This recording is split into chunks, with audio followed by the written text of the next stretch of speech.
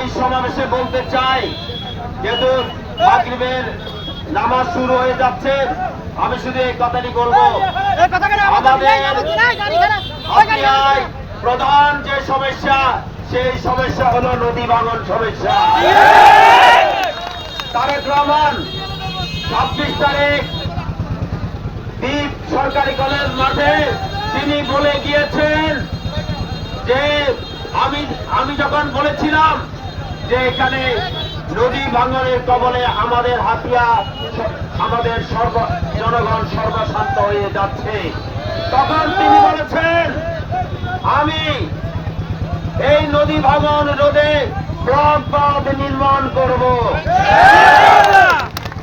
তিনি বলেছেন আমি বেড়িবাঁধ নির্মাণ করব। এই কথাটি বলেছেন বিএনপি সরকার গঠন করলে এবং আমি যদি সংসদ সদস্য নির্বাচিত হই, তাহলে তিনি আরো বলেছেন বেড়িবাঁধ যখন নির্মাণ হবে তিনি হাতিয়াতে সশরীরে আসবেন বেড়িবাঁধ নির্মাণ উদ্বোধন করার জন্য। তা আমরা বলতে চাই, দ্বিতীয়ত তিনি বলেছেন, তারেক রহমান সাহেব বলেছেন ভূমিহীন যারা, সেই ভূমিহীনদেরকে তিনি পুনর্বাসন করবেন, এই কথা তিনি বলেছেন। দ্বিতীয়ত যে হাসপাতাল আছে 50 শয্যা বিশিষ্ট, সেই স্বাস্থ্য কমপ্লেক্সকে 150-এ উন্নতিকরণ করবে। তিনি বলেছেন জাহাজবাড়াকে তিনি উপজেলা রূপান্তরিত করবেন, নিঝুম দ্বীপকে পর্যটন অঞ্চলে পরিণত করবেন। আর এখানে আমাদের যে যাতায়াতের সমস্যা, রাস্তাঘাটের যে সমস্যা, আপনারা যদি ইনশাল্লাহ আজকের এই সমাবেশ প্রমাণ করে আপনারা 12 তারিখে আমাকে নির্বাচিত করবেন।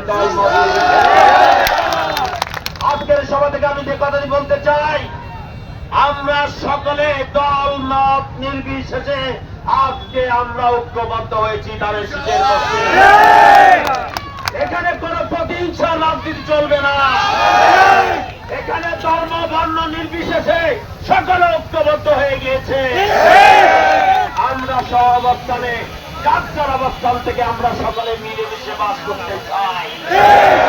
আর একটি কথা বলতে চাই, যে কথা ইকবাল মেম্বার সাহেব বলেছেন, এখানে কোন সন্ত্রাসীদের জায়গা আমাদের হাতিয়ায় হবে না, কোন চাঁদাবাজের জায়গা আমাদের হাতিয়ায় হবে না, কোন